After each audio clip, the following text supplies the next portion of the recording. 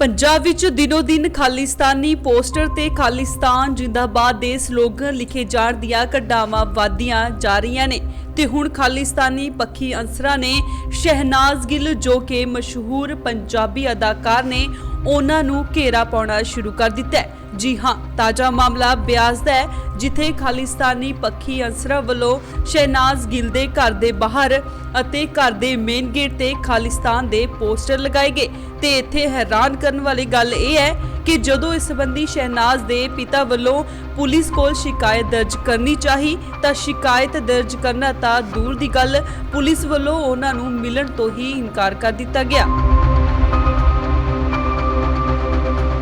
इस मौके शहनाज गिल दे पिता संतोख सिंह सुख ने अपने घर के बाहर बीते 2 दिन पहला रात खालिस्तान पक्खी इश्तिहार लगाए जाने बारे जानकारी दिंदियां अते अमृतसर देहाती पुलिस ते इल्जाम लगाउंदे होए उन्हां दस्सिया कि शिकायत दर्ज करन लई उन्हां नूं पुलिस थाणे विच बहुत खज्जल खुआर होना पिया ਅਤੇ शिकायत दर्ज करन दी बजाए उल्टा उन्हां नूं ही 2-3 घंटे थाणे 'च बिठाई रखिया ते पुछताछ कीती गई। उन्हां ने कहा कि SSP ने भी मिलण तो इनकार कर दिता ਅਤੇ पुलिस कोई कार्रवाई नहीं कर रही।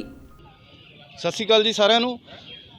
मेरा नाम संतोख सिंह सुख फादर शहनाज कौर गिल। कुछ दिन पहला 6-7 तरीक ਦੇ ਵਿੱਚ मेरे घर के बाहर पोस्टर लाए गए सी। कुछ पता नहीं हुण शरारत ना किसी ने लाए कि जां किसी ने सीरीयस होकर लाए। कुछ खालिस्तान जिंदाबाद के पोस्टर लाए गए सी। 4 पोस्टर लगे सी दरवाजे ते, 2 एक पोस्टर लगा सी इधरली लैफ्ट साइड बुरजी ते, एक गेट ते, 2 लैफ्ट साइड दीवार ते लाए गए सी। जिहदी जानकारी मैं पुलिस नूं दित्ती, पुलिस आई भी, लेकिन कार्रवाई करन दे कोई कार्रवाई करे मैनूं ही उल्टा थाणे दे विच बुला के 2-3 घंटे मेरे को पुछगिछ की गई। एक मेरे नाल दुर्व्यवहार किया गया जिस तरह मैं एक मुजरम हुन्ना। ये कोई पहली घटना नहीं है।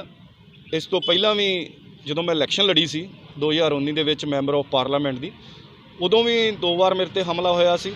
उदों भी मैं उहदी जानकारी पुलिस नूं दित्ती सी, बट उदों भी पुलिस ने कोई सीरीयस नहीं लिया। असीं भी इस गल नूं कोई सीरीयस नहीं सी लिया। बाद दे विच 2019 दे विच 5वें महीने जो इलैक्शन खत्म होंदी आ, मैंबर ऑफ पार्लीमेंट की कुछ 2 नौजवान मेरे घर आउंदे आ, आके पिस्टल सी उन्हां कोल, उन्होंने गोलीबारी करने की कोशिश की। वो मेरा गुट लग के मैं बच गया। उदों भी पुलिस नूं कंप्लेंट की सी, लेकिन उस बार भी मेरे ख्याल नाल पुलिस ने कंप्लेंट नहीं सी दर्ज की। इनू भी एक मजाक जिहा बना के रखता सी, कोई एडा सीरीयस नहीं सी लिया।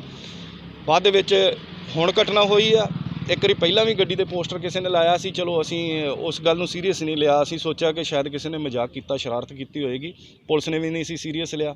लेकिन हुण जो घटना हुई है 6-7 तरीक की, उहदी जानकारी पुलिस नूं दित्ती, पुलिस आई भी, बट उल्टा मैनूं थाणे दे विच बुला के मैनूं 2-3 घंटे बिठाया गया। मेरे को पुछगिछ की गई। मेरे नाल एक गनमैन सी, उहदे कोल पुछगिछ की गई।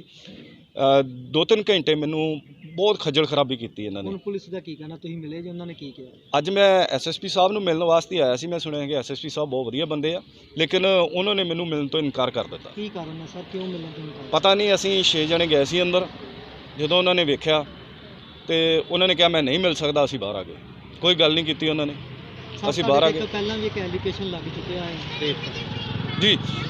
ਉਸ ਦੇ ਵਿੱਚ ਕੀ ਹੈ ਕਿ ਪੁਲਿਸ ਨਾਲ ਮੇਰਾ ਹਮੇਸ਼ਾ ਹੀ 19-20 ਦਾ ਰਿਹਾ ਵਾ, ਹਮੇਸ਼ਾ ਸ਼ੁਰੂ ਤੋਂ ਹੀ। 2000 ਐਸੇ ਸਾਲ ਦੀ ਗੱਲ ਆ, ਅੱਜ ਤੋਂ 4-5 ਮਹੀਨੇ ਪਹਿਲਾਂ ਮੇਰੇ ਤੇ ਇੱਕ ਲੇਡੀਜ਼ ਨੇ ਇਲਜ਼ਾਮ ਲਾਏ ਸੀ ਰੇਪ ਕੇਸ ਦੇ। ਉਹ ਵੀ ਲੇਡੀਜ਼ ਦੇ ਕਹਿਣ ਮੁਤਾਬਕ ਲੇਡੀਜ਼ ਨੇ ਕਿਹਾ ਸੀ ਕਿ ਮੈਂ ਸਿਰਫ ਇਹ ਦਰਖਾਸਤ ਦੇਣ ਗਈ ਸੀ ਪੁਲਿਸ ਨੂੰ ਕਿ ਮੇਰੇ ਨਾਲ ਸੰਤੋਖ ਸਿੰਘ, ਮੈਂ ਉਹਦੇ ਨਾਲ ਫੋਨ ਤੇ ਗਾਲੀ ਗਲੋਚ ਕੀਤਾ ਵਾ ਤੇ ਮੇਰਾ ਜਿਹੜਾ ਫਰੈਂਡ ਆ ਉਹਦੇ ਘਰ ਆ, ਮੈਨੂੰ ਉਹਨੂੰ ਮਿਲਾਇਆ ਜਾਵੇ। ਤੇ ਉਹਦੇ ਕਹਿਣ ਮੁਤਾਬਕ ਉਹਨੇ ਦੱਸਿਆ ਕਿ ਪੁਲਿਸ ਨੇ ਕਿਹਾ ਕਿ ਤੂੰ ਇਸ ਤਰ੍ਹਾਂ ਕਹਿਣਾ, ਕਿ ਤੂੰ ਇਹੀ ਕਹਿਣਾ ਕਿ ਮੇਰੇ ਨਾਲ ਰੇਪ ਹੋਇਆ। ਪੁਲਿਸ ਨੇ ਉਲਟਾ ਰੇਪ ਦਾ ਕੇਸ ਦਰਜ ਕਰਤਾ। ਦੇਖੋ, ਫਿਰ ਅਸੀਂ ਲੇਡੀਜ਼ ਨਾਲ, ਚਲੋ ਮੇਰਾ ਦੋਸਤ ਸੀ, ਉਹਦੀ ਫਰੈਂਡ ਸੀ, ਉਹਨੇ ਉਸ ਨੂੰ ਕਿਹਾ ਕਿ ਮੈਂ ਤੈਨੂੰ ਚਾਹੀਦਾ ਸੀ, ਮੈਂ ਤੈਨੂੰ ਮਿਲ ਗਿਆ। ਬਾਅਦ 'ਚ ਉਸਨੇ ਕੋਰਟ ਦੇ ਵਿੱਚ ਬਿਆਨ ਦਿੱਤੇ ਜਾ ਕੇ ਕਿ ਮੇਰੇ ਨਾਲ ਕੋਈ ਰੇਪ ਨਹੀਂ ਹੋਇਆ।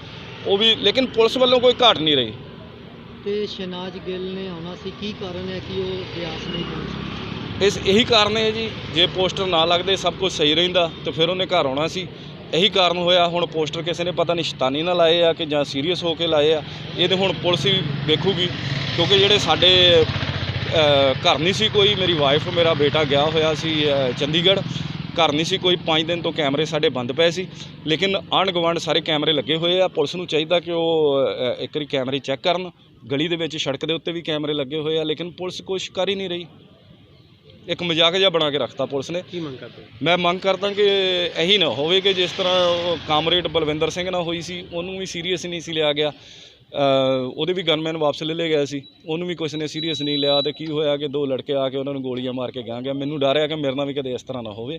ਪੁਲਿਸ ਪਲੀਜ਼ ਸੀਰੀਅਸ ਹੋਵੇ ਤੇ ਮੇਰੀ ਜਿਹੜੀ FIR ਦਰਜ ਕੀਤੀ ਜਾਵੇ, ਮੁਜਰਮਾਂ ਦੀ ਭਾਲ ਕੀਤੀ ਜਾਵੇ, ਜੋ ਵੀ ਬਣਦੀ ਕਾਰਵਾਈ ਹੈ ਉਹਨਾਂ ਦੀ ਕੀਤੀ ਜਾਵੇ। ਬਿਆਸ ਤੋਂ ਹਰਜੀਤ ਗਰੇਵਾਲ, ਇੰਡੋਜ਼ TV, ਆਸਟ੍ਰੇਲੀਆ।